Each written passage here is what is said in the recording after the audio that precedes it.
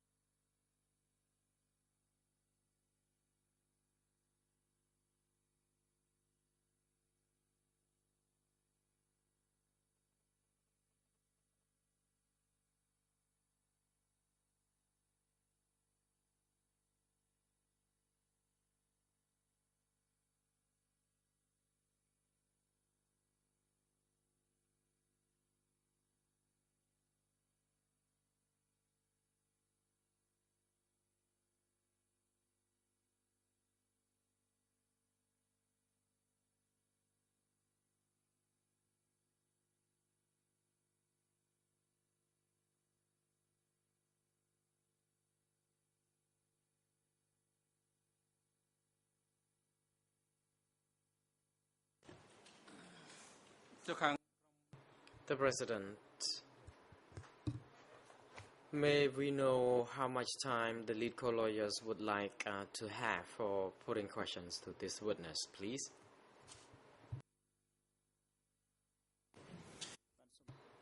Counsel Big Ong.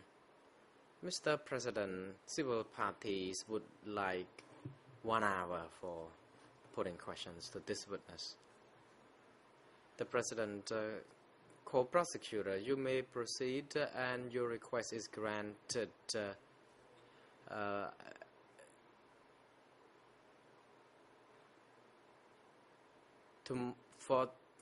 You should finish putting questions and for the whole afternoon, and tomorrow's session the chamber will give 1 hour for the civil parties.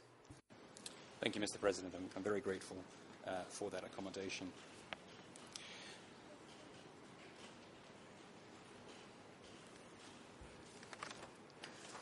Mr. Kung Kim, you've heard the President. We have 1 more hour, so we're going to try and cover as many areas as possible. Before the break, we discussed the issue of how civilians were forced to leave their houses and how water was cut. In that same interview with DCCAM, there is a segment which relates to those events. This is at Khmer ERN 0054836, French ERN 00403351, and English 0063385. And I will read just a couple of relevant portions.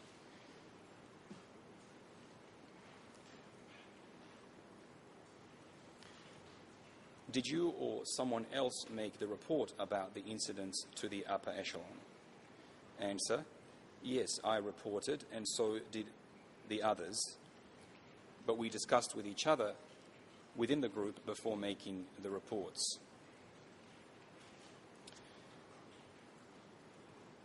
And then further down, there's a question, what level did you report to? And the answer you gave was the battalion level, which was directly above us. Is that correct, Mr. Kung Kim, that you were submitting reports about the progress of evacuation to the battalion?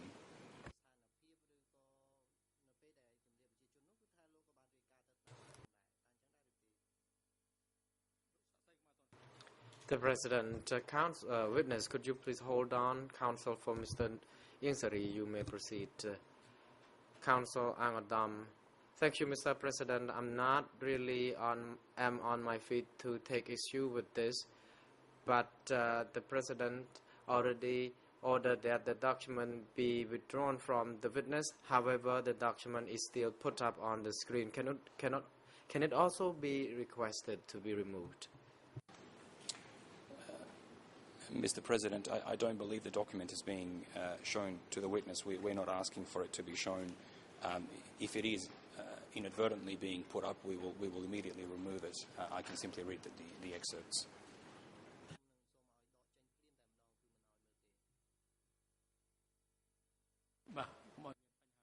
The President, indeed, it shall be removed.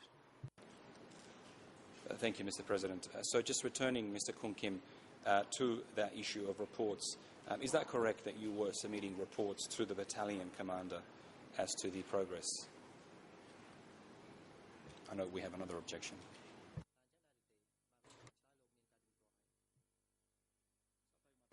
The President, witness, could you please hold on? Counsel for Mr. Nuon Chia, you may proceed. Thank you, Mr. President. Again, to be fair to the witness, I think the prosecutor should also read out the paragraph before that question, because it is not simply reporting on the progress of the evacuation. It is reports about specific incidents that the witness describes in the question or in the answer to the question just before. So just to give the witness a comprehensive picture as to what he's answering to, I would request the prosecutor to also read out the prior portion. Mr. President, can I respond as follows? In our submission, these objections and interventions should be rejected. It is entirely open to my learned friend to go back to these passages and contextualize them in any way he wants. This is a 51-page document. It is a very long portion that I'm reading from, and I am asking the witness to clarify. The witness is perfectly capable of giving the full picture as to the facts that he was reporting on. So we would submit that the objections should be rejected.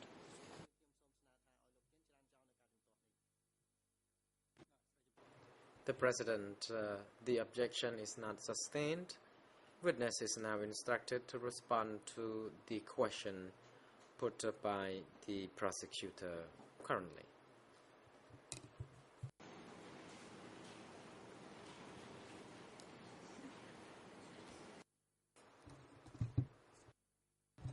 Mr. Kim, would you like me to repeat the question?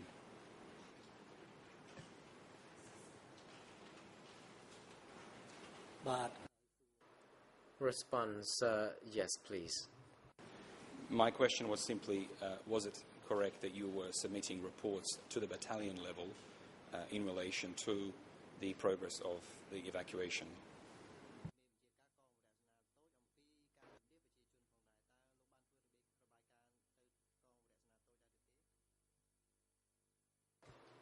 Response.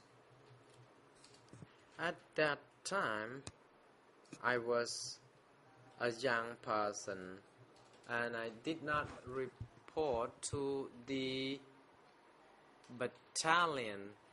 I only knew people in charge of the company and the platoon.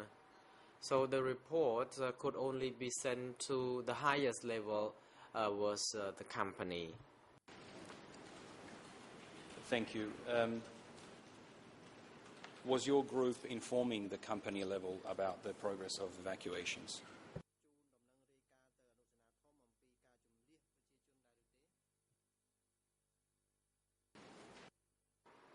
Response. The big force had already evacuated the population from the city, and at our location we noted that some people still remained, so we had to take them and to be handled by the company. Thank you. Now, looking at your position, in your OCIJ statement, the very first question and answer, you were asked to describe your history prior to 1975, and you said, I was a soldier in Division 310 in the North Zone.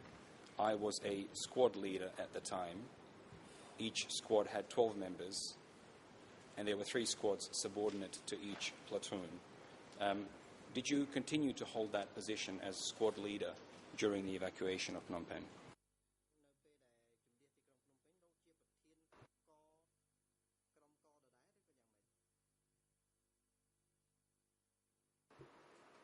Response.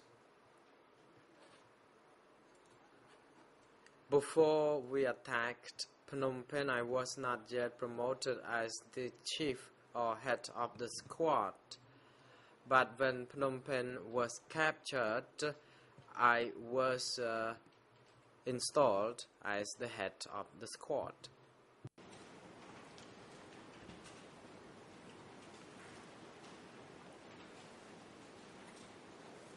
Now, if we can look at what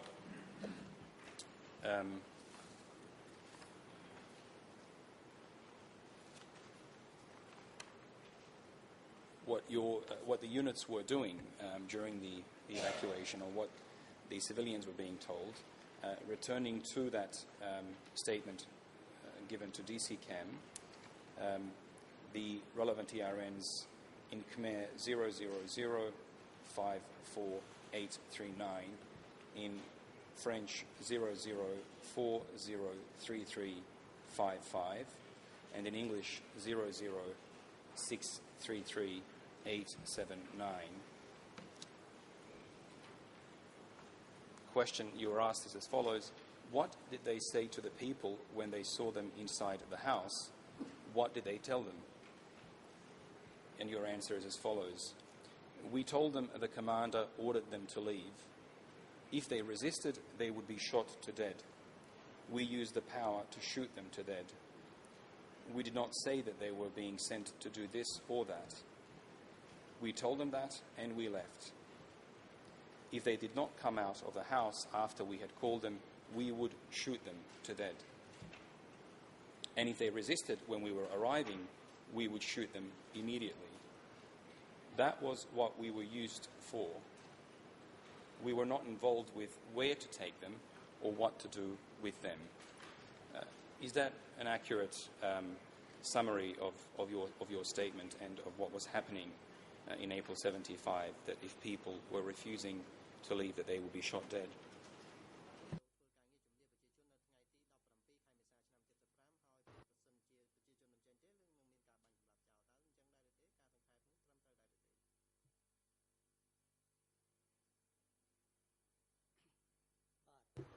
Response. After a lot of people had been evacuated, there was not yet any order to shoot them dead. But the order was rendered when there were still remaining soldiers mingled with the civilians, because we noted that some soldiers attacked our soldiers, and for that we were ordered to kill anyone who remained, because these people could have been regarded as the enemies already as they contested the evacuation plan, and we made efforts to tell people who remain to come down from up above so that they could be evacuated, and those who did not comply with the order had to be shot, and fires were exchanged, and indeed such orders were rendered. Thank you. Now, on that same topic, if we look at Khmer ERN 00544834, French ERN 00403350, and English 006338874. The question was, what caused the death to those bodies? And the answer that you gave is as follows, quote, "When we arrived in town, if we wanted to shoot people, we just did it. The people's life had no value. If we wanted to shoot the people, we could do it, except to shoot at our soldiers. As with the people, if we wanted to shoot them, we just did it. And we would not be punished for doing that because they were our enemy. At that time, the tractor dragged all the bodies into the river. From kilometre 6 onward, there were many dead bodies along the road." So looking at that segment, Mr. Kim, is it correct, as you stated there, that if Khmer Rouge troops wanted to shoot civilians or people in the city, they could just do so, and there was no punishment?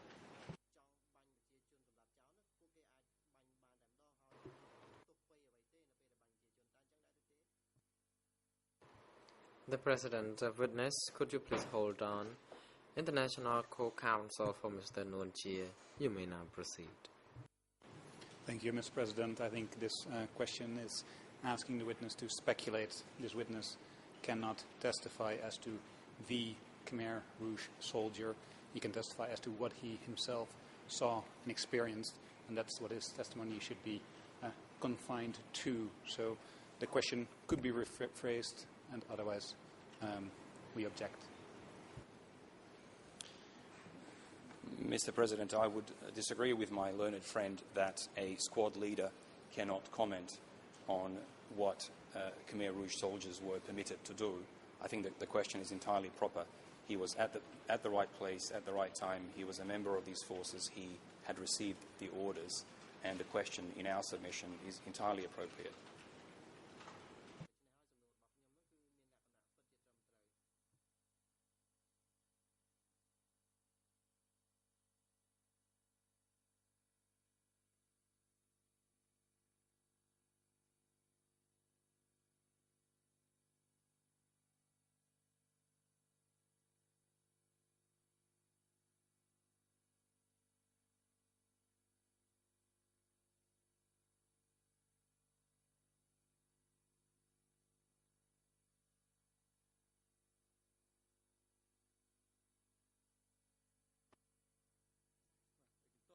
The President, the objection by International Co-Counsel by Mr. Nguyen Chie is not sustained. Witness is now directed to respond to the question by the co-prosecutor. Response.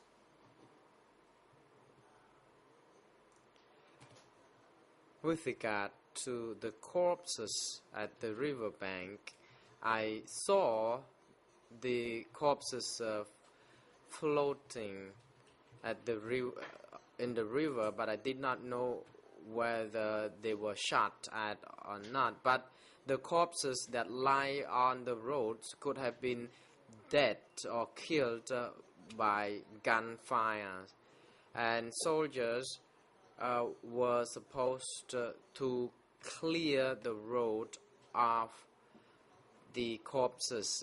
That's why the tractor would be used to pull or push all the dead bodies into the river. Mr. Kim, you're not quite answering my question there. My question is, looking at the statement that you gave, that your forces had the right to shoot the people, my question is that an accurate statement that you made, that your forces, the Khmer Rouge forces, had the power, the authority to kill people in the city and that there was no punishment if killings took place?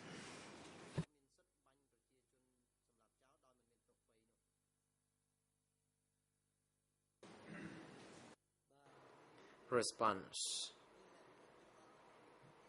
I should say that this happened only before we entered Phnom Penh, because there were fighting days and nights, and at that moment people who were seen in the front of the battlefields had to be shot to death.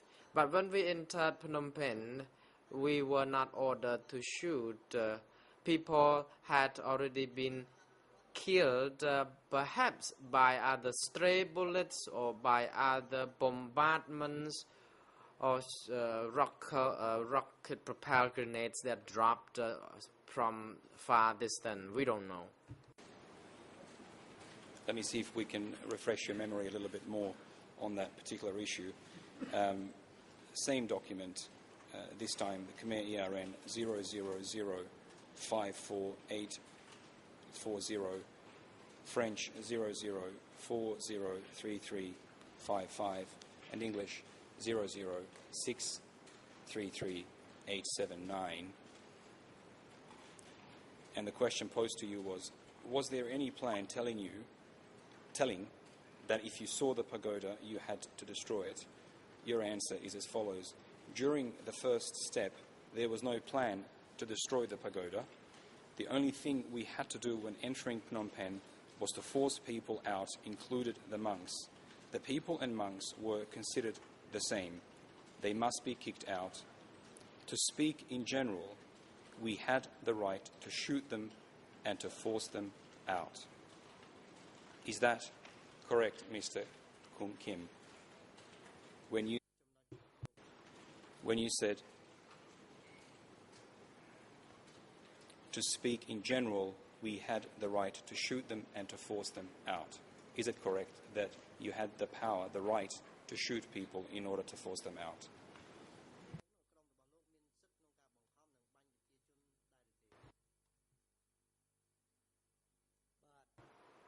Response.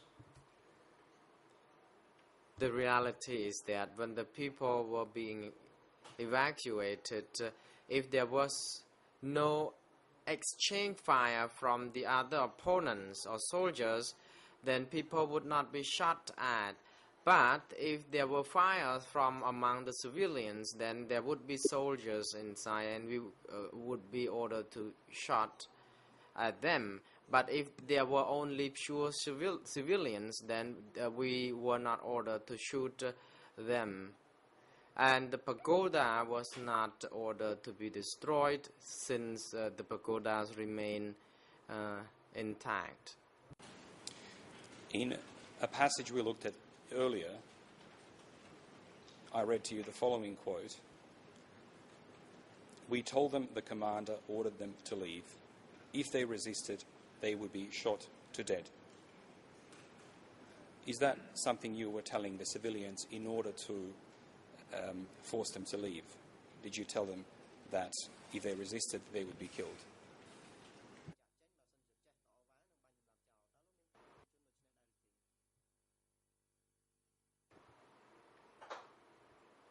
Response. My squad was at our target. There was another special squad for evacuating the people. They would be holding loudspeakers to make some announcement to the people to come from up above so that they could be evacuated immediately. And after the majority of the population had been evacuated, special groups and the remaining squads had to deal with the remaining people, and there was order that these remaining people should be treated as adversary and that they could be shot to death if opportunity arrived. Thank you for clarifying that. Now, just to look at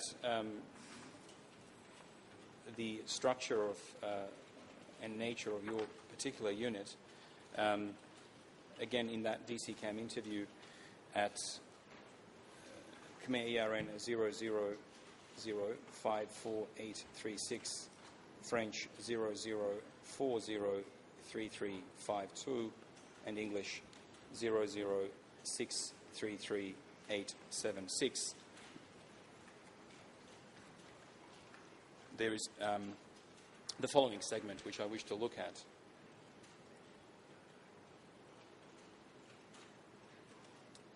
Question: to any direction. Answer: yes, any direction. And then it was up to the others where to send these people to. My work was to only push them out of the city. And a little bit further down, question: didn't you escort them? No, I did not. There were different groups of soldiers stationing along the road to tell them where to go. I was in the dragging group, so my work was to go first into the house to drag them out. Question: were you the one who dragged them out of the house? Answer: yes, to drag them out and send them to the other group. This is just for absolute clarity. Was it the task of your group to remove the people from the houses and then send them along the road where other units would direct them further?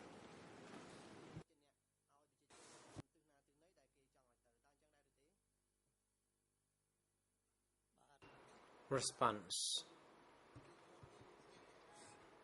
people were not evacuated arbitrarily, and we were supposed to only evacuate people at our target area because as soldiers we had to clear the area of people so that soldiers could come and station there.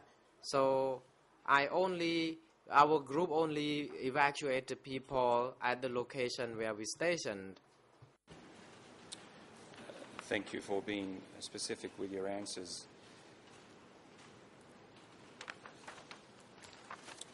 Just a couple more questions on this period. We were discussing earlier the clashes with Khmer Republic forces and the treatment of Khmer Republic forces. In that DCCAM interview, there is the following segment. This is at Khmer ERN 000548839, French 00403354, and English 006338878. Question: what happened to the monks in the pagoda? Answer: quote, everyone had to leave, including the soldiers of the previous regime. As for the soldiers, if they took off their uniform, they would have a chance to live longer, but if they did not take off the uniform and resisted, they would be shot to dead.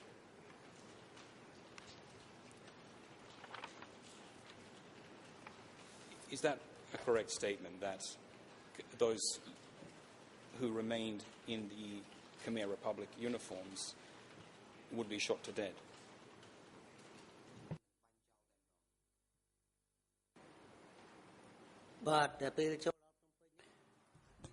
When we got to Phnom Penh,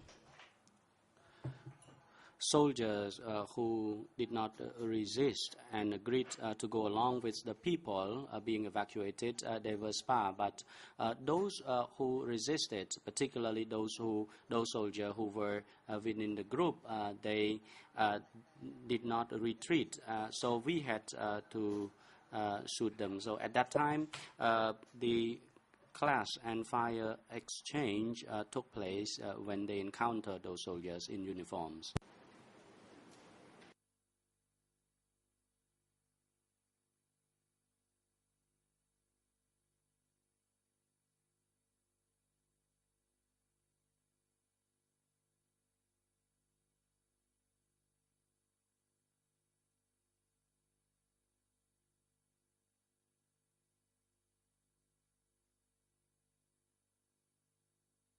Thank you. Now, in your interview with the investigators, you discussed the destruction of a church in Phnom Penh, and you also discussed that matter in your DC Cam interview.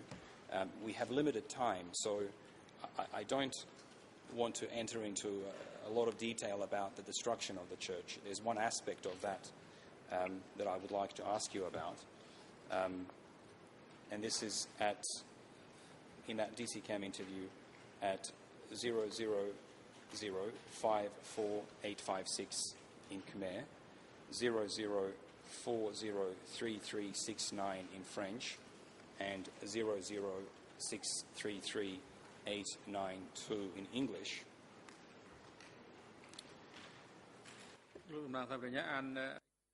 The President, International Prosecutor, could you please repeat the year and numbers? Of course, Mr. President. Khmer 000-54856, French 00403369, and English 00633 892. Again, I don't want to discuss extensively the destruction of the church. There's one aspect of that event that I wish to ask you about. You were asked the following question: how did you know that the materials such as explosive and transportation equipments used for blowing it up were from the Central? How did you know that they belonged to the Central? And your answer is as follows: because they brought in the equipments such as trucks and bulldozers they used at that time to work place. The division did not have those equipments. After the fall of Phnom Penh, the division did not even have any trucks. There was no truck in any division. So my question is, where you're discussing the trucks belonging to the centre, which body are you referring to there as the centre?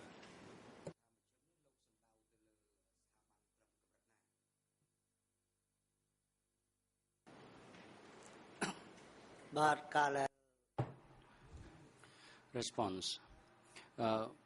After evacuation of people out of Phnom Penh was empty and quiet, and there was an instruction that we demolished the church, Catholic Church, and I received order from the company, and we were the one who were tasked to detonate the bomb, and we demolished it. It collapsed after that.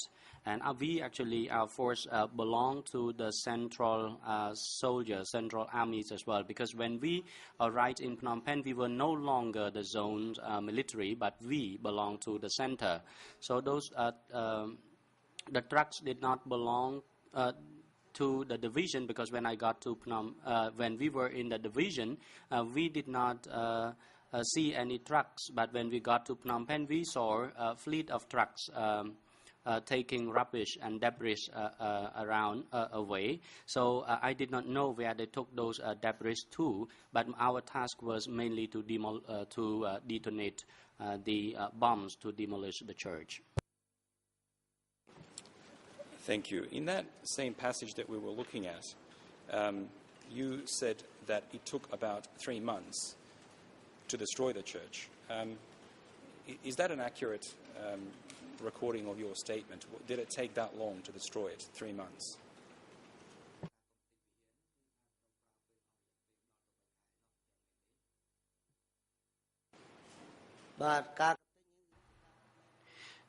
It was 3 months. We actually did not mobilize many forces. There was only one squad was tasked to demolish the church. So at that time, we were asked to detonate the bombs in different places. We had to detonate the bombs once after another, as was instructed by the superior, until we completely demolished the building. Thank you. Did you know who was commanding the divisions of the centre? You said your division became a division of the centre. Do you know who was the authority above the divisions of the centre?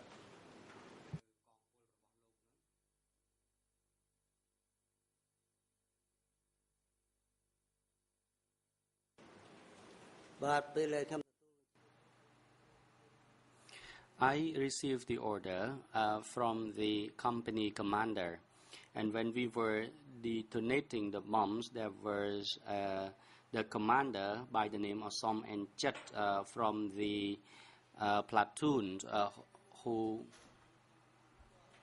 from the battalion who oversaw the detonating and demolishing of the building, and there were other peoples as well who were greeted by peoples over there, but I did not know their exact positions in the rank of command. Thank you. We have limited time, so we're going to move on to another location where you worked by way of exploring the authority structure within your division and how the structure changed, if it did.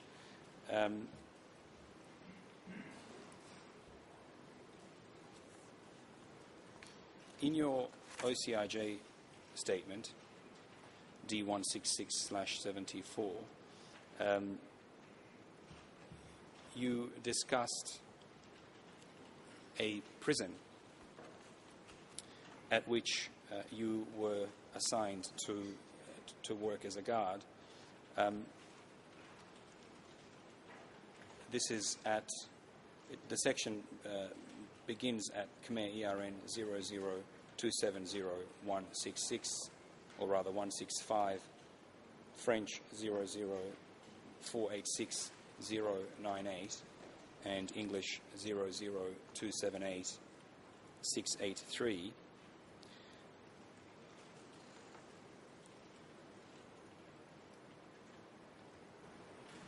You stated the following: in late 1975 or early 1976, I was assigned to guard a prison north of Wat Nom. That prison was the division's prison. There were 32 of us guarding that prison. As for the interrogations, other people did that. The prisoners included sector comms and district comms. Now, I'm going to ask you a very specific question, and if you could please be very precise in your answer. When was that prison of Division 310 established?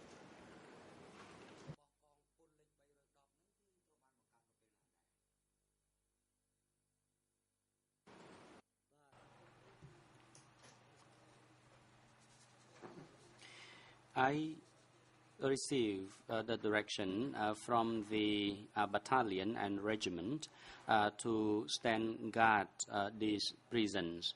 I was attached there in late 1975 and early 1976.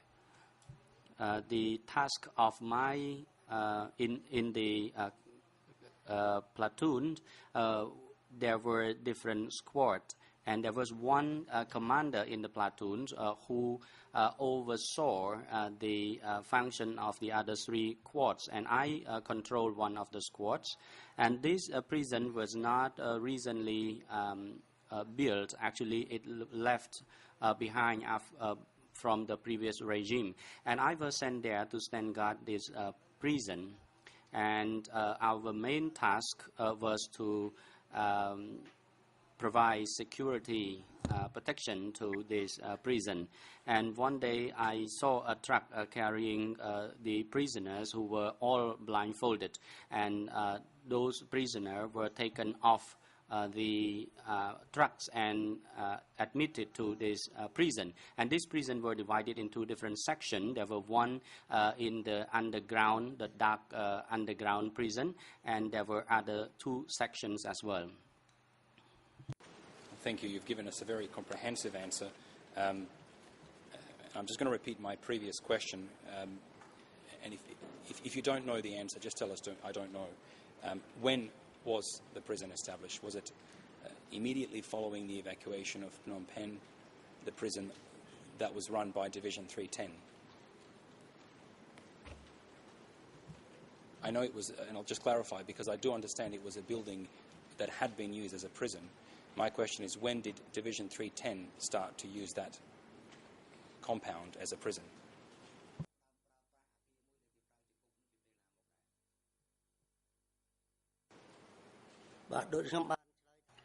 As I said, it was used as a prison in late 1975 or early 1976. They started making use of this building as a prison. Thank you very much.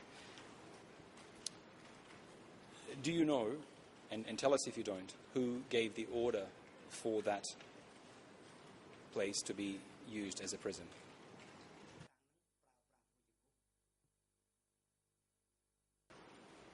I did not know.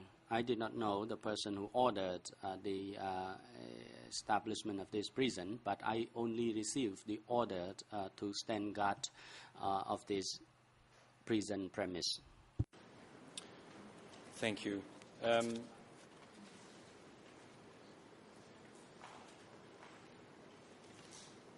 Who was it that gave you the order to stand guard inside that prison? Was it one of your superiors within Division 310?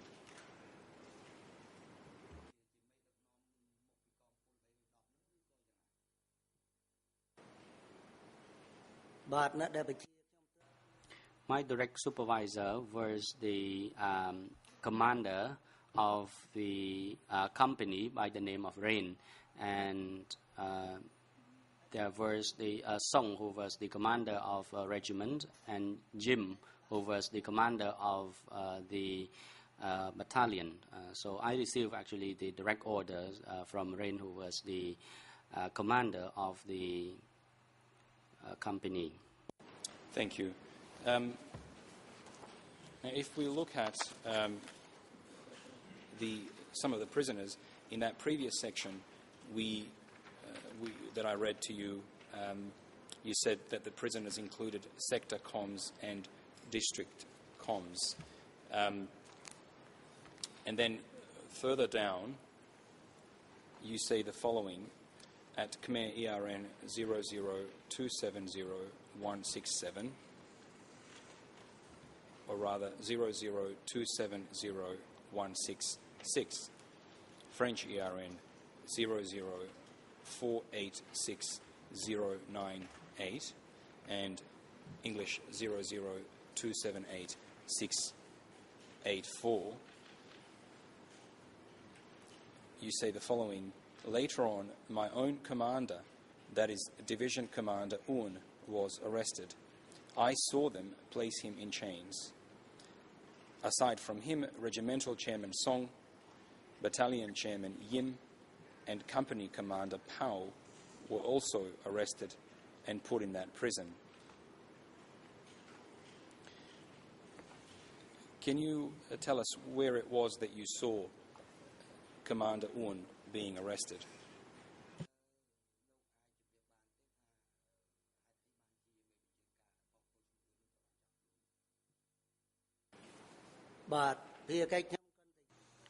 My task was to stand guard the prison, but later on, in early 1976, I saw the leaders were arrested, both the commander of the division, the regiment, and battalions, and I recognized their faces, and I saw them arrested and admitted to the hospital. And then once they noted that those people were my leaders, and then they transferred me out of that prison, so I was no longer stationed at that prison.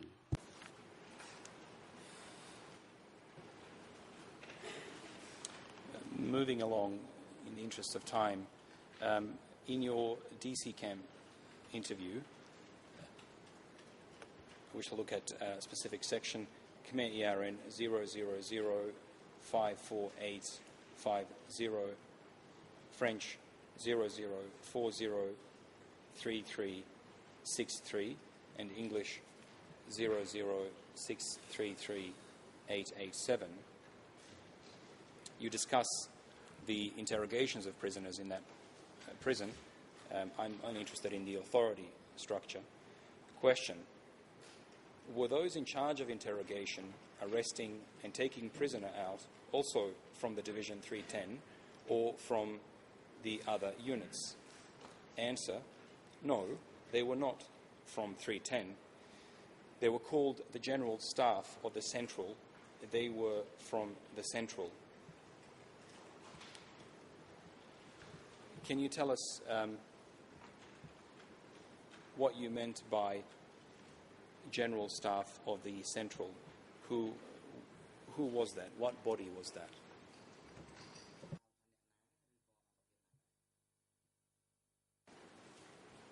But as the guard providing security at the prison, we noted that the interrogators were not members of our division. Those were the members of the General Staff, and they were in higher command than our division. And our task was to stand guard over there, and we only witnessed prisoners being admitted to the prison and the torture being inflicted to the prisoners.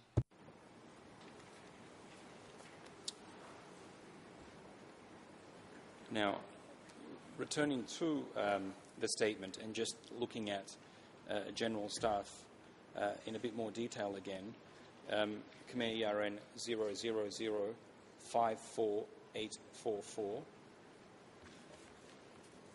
French ERN 0040338, and English 006338882. You were discussing a meeting which took place following the arrests of the senior Division 310 cadre, and we're looking at the following section. Question: when they held the meeting to tell you, who was that person who said that your commander was the traitor? Answer: I did not know the name. They came to hold the meeting and told us that our division commander was arrested because he was the traitor, so they would change a new leader for us. Question: but which unit that held the meeting to tell you? Answer: they were from the Central. They were called the General Staff of the Central. Is that the same body, the General Staff, which convened this meeting? Is that the same body that you were describing earlier as people responsible for arrests?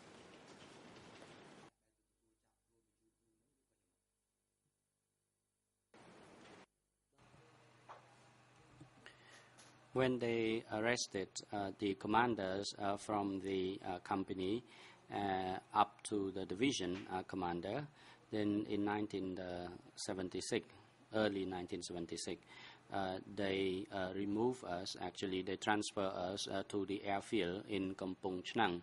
At that time, the airfield were to be constructed and we were supposed to have construct the building. At that time, the commander supervising us was Pon.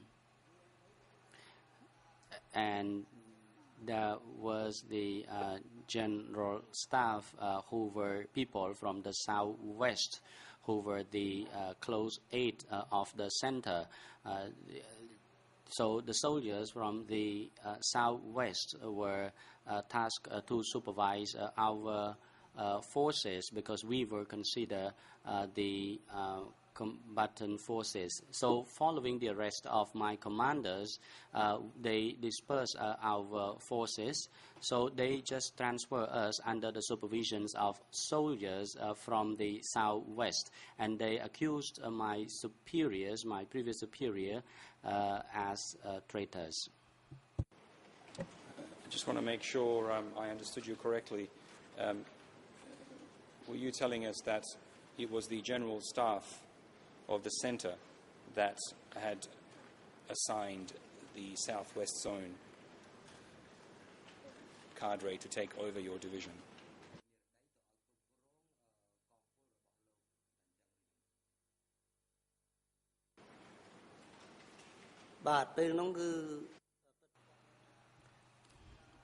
At the time, my forces did not have leaders anymore because they were all arrested. So they assigned the leaders from the southwest to control our forces. Thank you.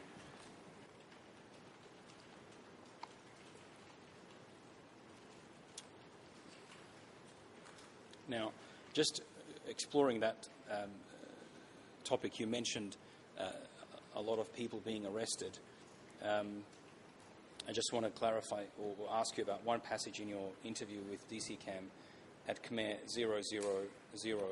000544843, French 00403357 to 58, and 006338881 for English. You said the following, quote, The President, Mr. Prosecutor, please repeat your ERN numbers again. Please be more slowly, please. Thank you, Mr. President. My apologies. The ERNs are for Khmer 000544843, French 00403357 to 8, and English 006338881.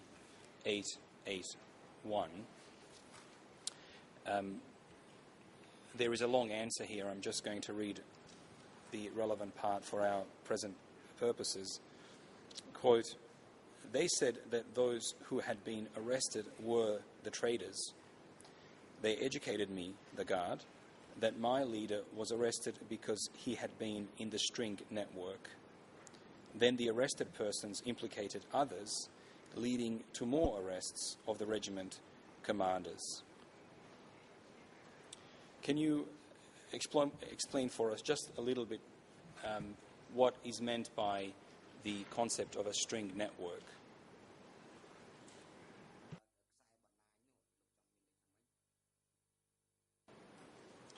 At the time, my understanding was that they accused my leaders of being the enemies and traitors, and I did not know.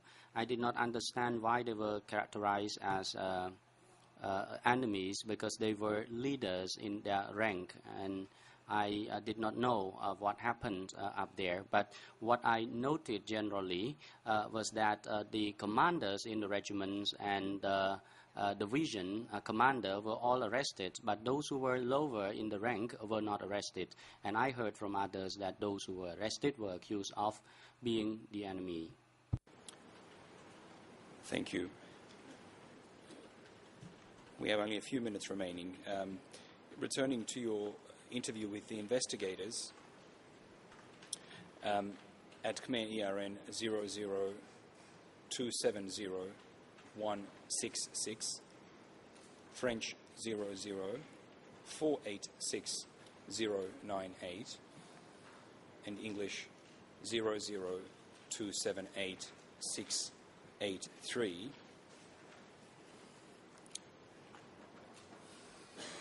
I just wish to read one sentence to you. You're describing the people being held at the prison here, and you say, "Those prisoners were only at my location for 2 or 3 nights before they were taken to Tuol Sleng." Could you tell the court how you learned that these prisoners were being removed and taken to Tuol Sleng?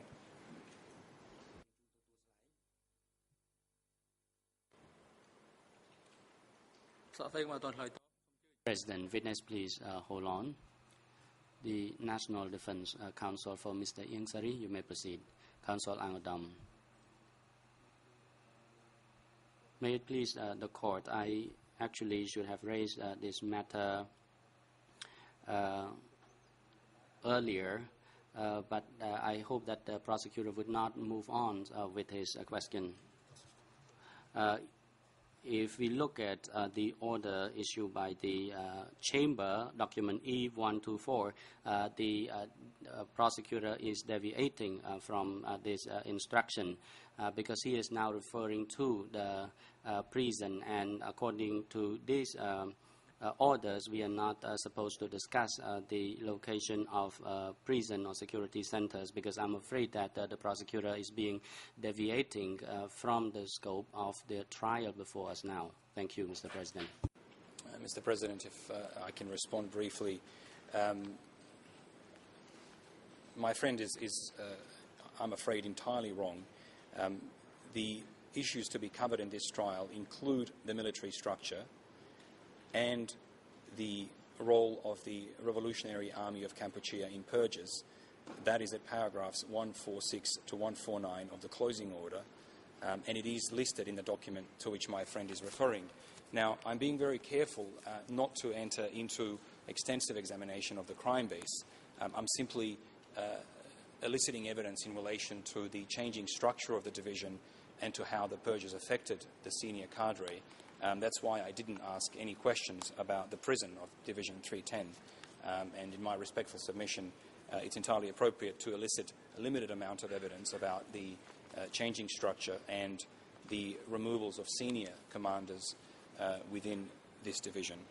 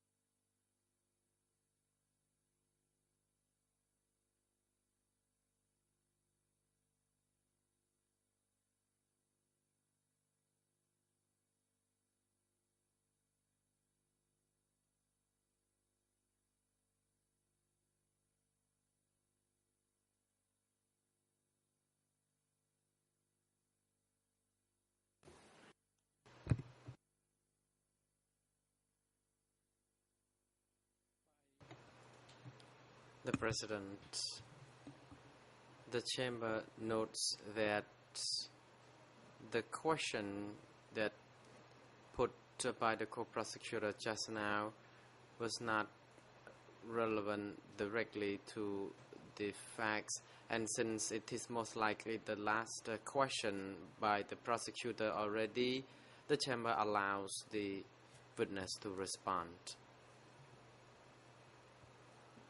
Response. The reason I knew that they were sent to Tuol Slang because the guards who were with me were engaged in escorting them there. When they returned, they told me about this. Thank you, Mr. Kung King, for your answers and for coming to the court to assist us. I'll just indicate that the case file contains the confession of Sbauv Him alias Owen. This is document number IS 5.89. It is the S21 confession of the division commander of Division 310. We've run out of time. I thank Your Honours for the extra time, and we will stop here. Thank you.